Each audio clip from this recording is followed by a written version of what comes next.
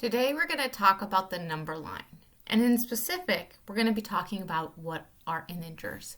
So let's start with the number line. So when you have a number line, you have been used to maybe just seeing half of this, 0, 1, 2, 3, 4, 5.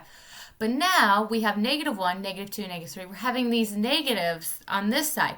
So everything from 0 to the left are our negative numbers. Everything from 0 to the right are positive numbers. And you have probably heard of positive numbers a lot in your life because that is what you cover in elementary school. But now that you're in middle school, we're going to do more negative numbers. And maybe you've heard the negative numbers. Okay, so we have three things. We have positive numbers, negative numbers, and 0.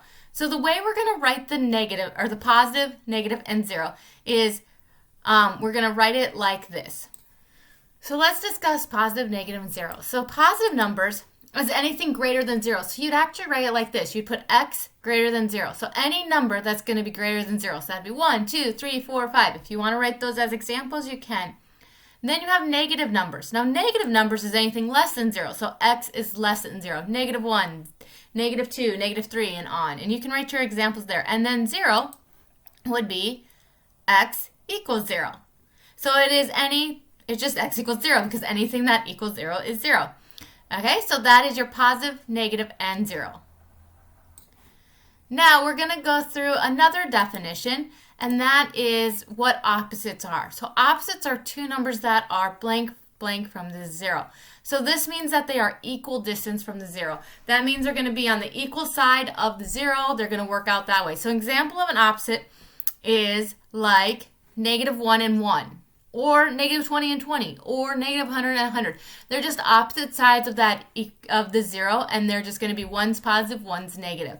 Later, we're going to get into an absolute value, and that's going to be the distance. But right now, opposites are exactly the opposite from the 0. Now, one thing we need to know is an integer. So an integer is going to be a whole number. There's two parts to this. It's a whole number. So a whole number is something you've been dealing with since kindergarten. It is just 0, 1, 2, 3, 4, 5, and on and on and on. But there's also now with an integer, so these are whole numbers, an integer is also going to be its opposites. That's where the word opposites comes into play.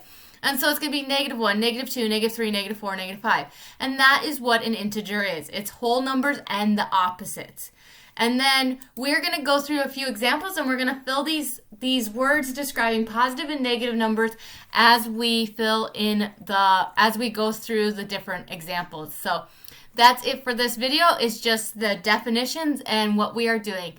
So hope you enjoyed and you can understand what our definitions are.